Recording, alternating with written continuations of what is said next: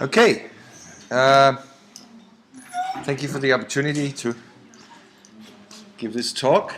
I'll be talking about a concept which I've been playing around with for a while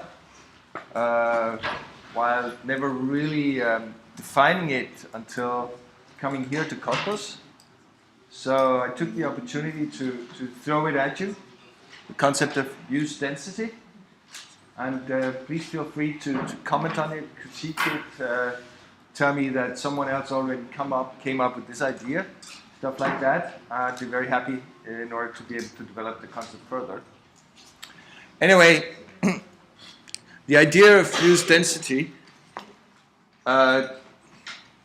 this is really strange. I'm sorry for the screen. Anyway,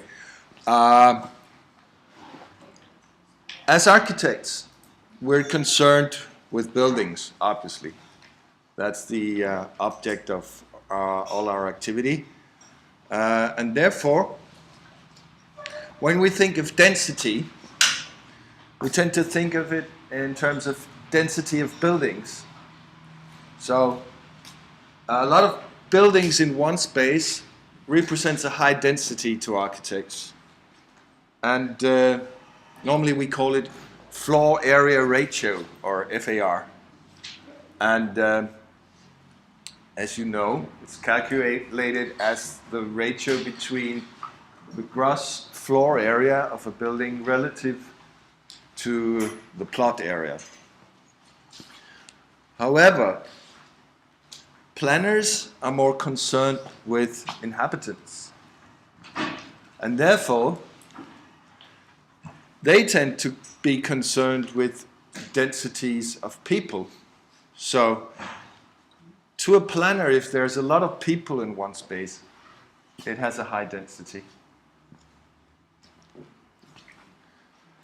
That's what they call population density. So, if you have X number of floors with so and so many people in it, it has a certain density. And if you have more floors with more people, it has a higher population density.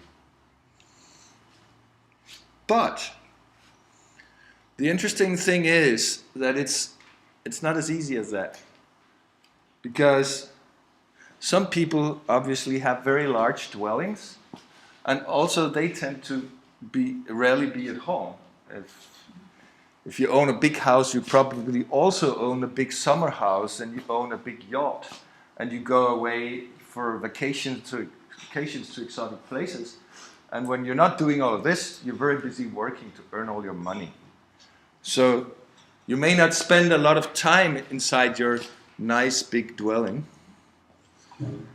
And of course, on the other hand, there are other people who have very small dwellings and who tend to spend a lot of time in them. Imagine you're a single mother of 2 without a job. You don't have much money to spend, so why would you go out anyway? So you would stay inside your flat. Or like these guys from Hong Kong or wherever that is. So, therefore, and that's quite interesting, building more houses does not necessarily increase the population density. And I think probably one of the most aggravating examples of that is taking place in West London these years. This is actually the interior of a very large mansion somewhere in West London, who was left abandoned for 25 years. And why is that? Well, the simple reason is that people buy property in London and they leave it, they don't live in it, because they speculate in the raising land values. So actually, it doesn't really matter whether you rent this out to someone and have all the troubles of tenants, etc., because the rent revenue, the income you would gain from renting it out, is far exceeded by the raise in property value. So this land becomes more valuable in 1 year than you would be able to earn from the income. So why bother? So houses are being left for decades. This place was abandoned for 25 years. And it's not just the only place. Actually, Chelsea and Kensington have the highest increase in vacant buildings in all of England these years. Because typically very rich people from abroad simply buy property in order to, in these uncertain times of financial crises and so on, to simply have a safe place to put their money. So there you can talk of a very low use density. So, of course, the question is, how can we measure use density? And I would now like to introduce to you a completely new concept, the Nick index. And it's actually being introduced now for the first time to the world. So consider yourselves present at a world premiere. So, what is the Nick index? Well, it has a quite simple definition. The Nick index is a measure of the total amount of time spent by the total amount of people in a specific space in the course of a typical week. So that's the definition. So what do I mean by that? Well, we can see how it's calculated. Let's take an example. This is a person who goes to work every day. The person has one night out during the week, and otherwise is a home person on weekends. So as the bars on the right show, you have Monday through Sunday from top to bottom. From left to right, you have from 0 o'clock at midnight until 24 o'clock at midnight the next day. So the bar represents the times at which you are at home every day in the course of a typical week. And obviously the week is a meaningful time span, because for most people, 1 week is more or less like the other, apart of course from when you are away on vacations. But regular work weeks tend to be quite similar. Another example. This is a person who works from home on Mondays and then goes away to work out of town Tuesday through Friday, and who is also a home person on weekends. So this creates a completely different graph. And then what happens is that if you have a low intensity of use, this will yield a low Nick index. Because if you have a very large apartment and you have few people living in it and they are away a lot, they don't use this space very intensively. And in this scenario, there's a dwelling which has a size of 155 square meters. It has 5 dwellers in it. Actually, that's maybe more than average. But the dwellers are not at home a lot. So at the bottom, you see the Nick index, which is measured in the units of hours per square meter per week, times 100, is 1.81. On the other hand, a high intensity of use yields a high Nick index. That would be the case of a small apartment with many dwellers who are at home a lot. And in this example, there's a small dwelling of 70 square meters. There's 3 people living in it. They tend to be home a lot. So this yields a Nick index of 3.31.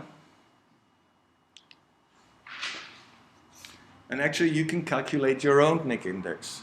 It might be quite interesting for you to try. Simply consider the space for which you have the key, your home, and the area. If you're in a student dorm, maybe it's, I don't know, 15, 20 square meters. If you live with your parents, it's probably larger, and there will be also more people living in it. And then you can simply indicate your trips. Most people would not have more than 2 trips away from home in one day, but you might, of course. But typically you would go away for work and then you would go out later maybe for whatever sports or leisure activities. And simply calculate the departure and arrival times and add or sum up the total number of hours per day when you're actually at home and calculate the sum. If you're always at home, you will spend 168 hours in your home every week. Obviously, you must be a very old and sick person to always be in your home. Most people go out every once and again to shop or whatever. So, and then you simply divide that by the area of your dwelling, and you have the figure. However, some dwellings are singular and they sit on very large plots, while other dwellings are stacked and sit on very small plots. Therefore, we need to distinguish between the net NIG index and the gross net NIG index. And the difference really is quite simple, because the net NIG index, I didn't know this word for very long, concerns only the single dwellings, whereas the gross NIG index takes the floor area ratio into consideration, which basically means that the gross NIG index equals the net NIG index times the floor area ratio. Okay? So, why is this useful? We talk about shrinkage and growth. Well, obviously, as building more houses, as we just saw, does not necessarily increase the population density. This may be a meaningful way to reflect how the amount of space and the use come together in order to raise the use density. And obviously, if people live in smaller dwellings, when you build more space, you also relatively produce a higher use density. And if more people live together in that space, that also yields a higher use and density. And if more people work from home, then of course they don't need to leave their apartments too much. So you will get a higher density of use.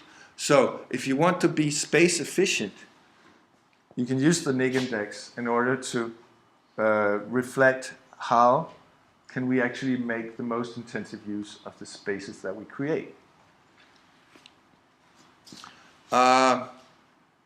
However, when people are not at home, obviously they must be somewhere else, right?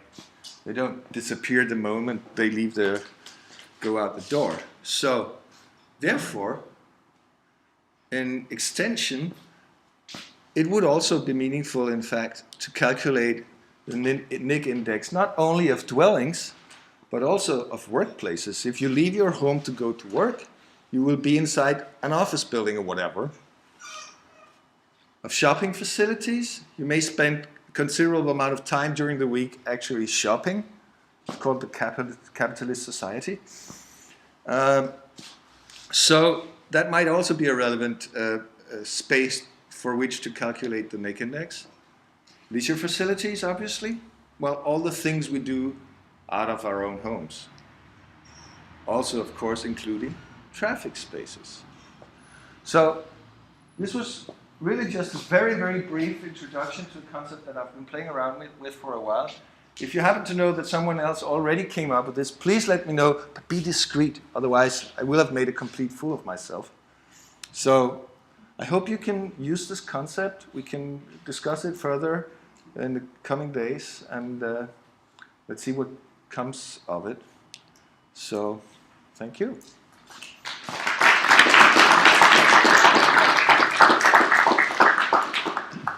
And of course, if there are any questions right away, comments, remarks.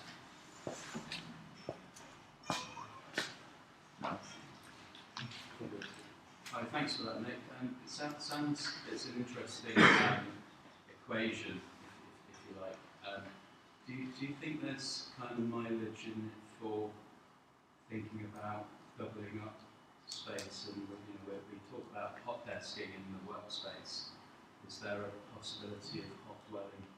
So kind of imagine people starting to share dwellings. When I saw your photograph of someone leaving for work at 8 o'clock, then they come back, they go for a beer after work and they come back at 10 p.m.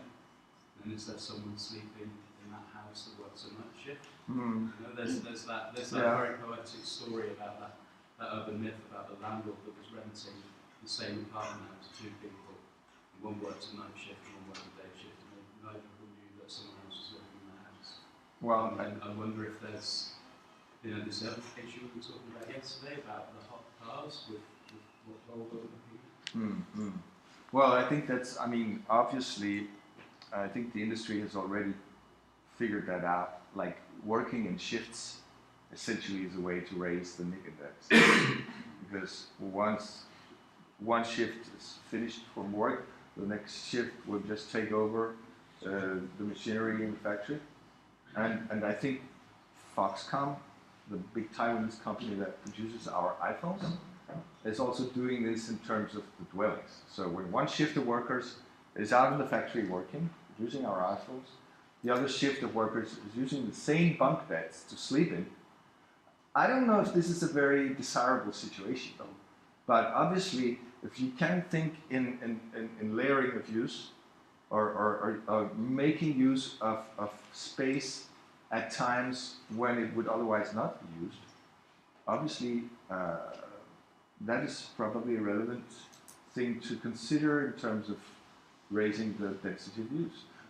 We try to think in those terms when it comes to parking space in mixed-use areas, because it's meaningful that if you live in an area and every morning you take a car and you leave, so your parking lot is empty, so that the other guy who comes into your area in order to work can put his or her car in that space while working. Obviously, you can't have a total doubling, but there's certain radius which have been calculated so that you can make a more intensive use of parking space, for instance. So obviously, other uses might also be subject to consideration in terms of how to intensify the use. Yeah. Thank you for that. It is very interesting. I have two points. One of them, this smart building ideas can easily work with that. So that you find out whenever your parking lot is empty and whenever it's like, so it is very adaptable to many other things and open up new things. And also on the other hand, the culture is very interesting in consumption. For instance, for Chinese people, index would be very, very different than for American people, for instance. I don't know, the use of space and your perception towards the space and etc. It's also a different axis of the work, aspect of the work, I think. Yeah, very interesting. Well, one example I've been considering, of course, is in Denmark we have really incredibly high standards for student housing. Each student in new student housing has his or her own space, own bathroom, own kitchen for one person. And obviously, this takes up a lot of space. These guys never cook. Anyway, come on. So why would they even need a kitchen? When I was a student, which is like quite a while ago, it was quite popular because there was a deficiency, a lack of student housing. Many students would go together and rent a large inner city apartment, because at the time those weren't in high demand because large families preferred to live in single family housing outside of the city center. So they could get those apartments for cheap. So each would, of course, still have his or her own room, but they would have a shared space between the living room, the shared space in terms of the bathroom and the kitchen. So in that sense, I think if you do the calculation, they would actually have a higher use density in a shared apartment than you would in current day standards of Danish student housing. Yeah. I think one interesting point would be, where do you put the comfort line? Yes. Yes. And this is definitely culturally defined. Oh. I would of course love to calibrate the index so that the comfort line would have a NIC index of 1. But I would very much like to continue the conversation on this, because obviously there is a comfort line. We don't want to live like those Hong Kong people, 33 people in a bunk bed with their cooker and all their gear all around them. But maybe we don't need the Villa Tugendhat either. But it is also changing. For example, when you are in a party. When you're in a? When you are in a party with your friends, Yes. then density, the comfort line density could be high. But when you are in the queue with people you don't know, then the comfort line will be lower. So it is a very nice game. I actually like the idea that having a lot of parties at home will raise the meeting days. But the lowest weekend is somewhere else. Yeah, of course. Yeah. Yeah. It reminds me of a tailorized approach to workflow practice and trying to make the workplace more efficient, more optimized. And we live in a very optimized world, and there's great danger that this could be utilized against you to reduce the comfort line. To say actually you can do with less, particularly local authorities under lots of pressure. And the value, of course, of any index is the analysis. It's a new number of case studies now that you've applied the index to verify, which indexes are leading. Is Copenhagen a better index than London or somewhere else? Well, that's what I was counting on you guys for, because actually, I would love to throw this at you to just create your own NIC indexes and maybe to do a larger survey. That would be very interesting to do. This is purely conceptual up until now. So of course, it's very simple. It's obviously regardless of the comfort value, it seems to make sense that if you live close to your workplace, you don't use a lot of transportation, you have a reasonable sized apartment that everyone gets the best use out of, it's getting close to an ideal. So there must be a number somewhere, regardless of the comfort, is out there that is the ideal index. Sure, certainly. I think maybe, in extension of my last comment, that you could also calculate the NIC index for traffic space. That if you have a very short commuter time home to work, then what would you do of that time saved? Maybe you would spend it in your home. So that would raise the NIC index actually. Or you would spend it somewhere else, more meaningful than in your car. But I think the question also, it's actually in terms of workspace. As an example, in my department at the University of Aalborg, quite a number of my colleagues actually commute from out of town, just like you do coming here from Berlin. So even though they used to have their own office at the university, they were rarely ever there. And at some point, of course, my head of department realized, oh, I can save some rent money. And so he pulled all the commuters together in one commuter office, which would then be slightly larger, but wouldn't be multiplying all the individual offices that they usually would hold, because they would come in on different days, and maybe just occasionally it would be a bit crowded, but it would be okay, and so they would just throw their computer and start hours and it would be done. So that's another example, I think, of how the NIC index is actually actively used in order to make the best use of space. Yeah. So,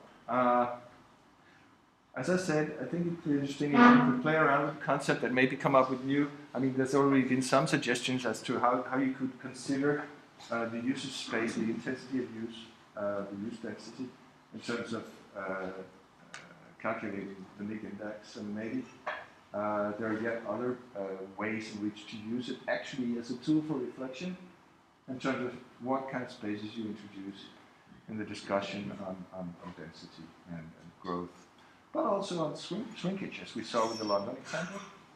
So actually, I don't really know if you heard it, there was this funny guy on the bicycle tour the first day who was shouting at our nice guide, making comments all the time. At some point he said, actually, they shouldn't have taken down this or that particular block of buildings, a block of housing block, because it had a lot of two-room dwellings in it, and that's what's in demand. But you may ask yourselves, if there's enough space, why not have a larger space? I mean, that's not the issue around here, really. So you could actually consider offering a three-room apartment for the price of a two-room apartment, and you would save money, because otherwise you would have to tear more space down, which is an expense. I don't know. So feel free to play with the concept, and let's continue the conversation. But can't we use the cloud to you prepare something like a template or something to fill in?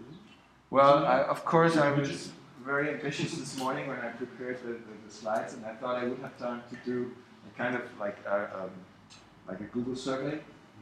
I didn't. I also wanted to have some breakfast, so I didn't. But I might do that, and then you please feel free to fill in your own media index. It's basically just a spreadsheet. Nick, may I ask a question? Sure. Regarding to Sedef's question, I wonder, do you consider which sort of profile, which sort of people you are insert this index? For example, some people need more staff than the others. Like, for example, that pregnant or having baby, mother, having lots of stuff, he can or she can use more space, need more space than a very young person who can live, survive very easily. So what do you think about this sort of differences? It's related with both maybe cultural background and also the lifestyle, living, how to live. Well, actually, About, no, it's very interesting. I think the comment goes along similar lines as that of the comfort line. Obviously, once the baby is born, there's one more dweller in the apartment, and the index will raise. So, it's true. Obviously, So then you could get a half an index while it's... sorry. Then you could get a half index while it's... Yeah, we have to expand the notion. That's right. Yeah, or gradually expanding towards. Yeah. Well, I don't know. I mean, you have to put the bar somewhere. Anyway, it's yeah. Pets and too, dogs and cats. yes. Yeah, you can add more lifestyle, more perspectives. Sure, I'm very open to suggestions. Actually, yeah, I think it's interesting. So, but I mean, the question of who needs how much space, of course, is not an easy one to answer, because who's to decide? Well, I like to live in a big space, so I could simply claim I need it for my well-being. And obviously, if you suffer from agoraphobia, you would prefer a smaller place. Or claustrophobia, you would need a larger space. So you could probably develop a whole lot of medical reasons why you would need a smaller or a larger space. And obviously also for practical reasons. I mean, if you're working from home and your work involves using a lot of space, obviously you will need more space. And if you're in a wheelchair, maybe you don't need as much space as someone. Actually, I don't know, but you need, of course, wider spaces, but maybe not more spaces. Yeah. So. Maybe I think also tourism is an area that can use this kind of index, like the concept of a bed and breakfast, like the children went out of home and now have a free room that I can offer to tourists and maybe earn a little bit, or I'm going away for holiday for 2 weeks, so in that time someone else can come to my flat, like Airbnb system. That's a very interesting remark, actually. I hadn't thought of that. So using spaces, ever so often you don't move to a smaller place just because your children leave home. So you have all this extra space. Yeah, that's a good, interesting remark. But also hotels. I mean, you could calculate the Nick index for a hotel. So Maybe we would only need a hotel-like space Monday through Friday, and then we need only a bigger space on weekends. Question is, of course, who will use that bigger space on weekdays? So Hospitals or schools maybe. Hospitals They are and schools. standards. So yeah, we are launching a new research about high schools, how we are using when they are empty during the summer season and also on the weekends, so how we can use it densely, so can get more profit from the places. yeah. Yeah, I mean, public schools is another example. There would be typically community activities on evenings when the kids are at home. And the sports facilities will be used by people training. Yeah, lots of applications. Any other remarks, comments, questions? Sense of belonging, sorry. Sorry? Sense of belonging. Sense of belonging? Yeah. If you go on, using that effectively, what will happen to the sense of belonging? Your attachment with the building, your attachment with the space, or some entities in the space, I don't know, your cupboard or desk, whatever. Yeah. It was something else. Sure. Reminds me of that fairy tale of the little girl and the bears. The baby bear comes in and says, "Who's been sleeping in my bed?" You know this one? Huh? That's about sense of belonging in shared space. Yeah. So, you had a remark? Yeah, as a future planner, can you use these indexes to maybe plan in a certain district and all the dwellings around with maybe a low index, and you think it's good to plan something houses with a high index? Can you use it this way around? You mean if you have a low floor area ratio because you have old buildings that are not very tall, to take them away and put in a high building? Yes, something like that. Yeah, that of course would be the gross MIC index, considering not just the single dwelling, but also the floor area ratio of that particular spot. So, I mean, that of course is happening a lot. And I mean, as with any other concepts, you must go about this carefully. I mean, of course you can try to maximize the MIG index, but as it has been mentioned, maybe there's a comfort line and it's not really desirable to go beyond that.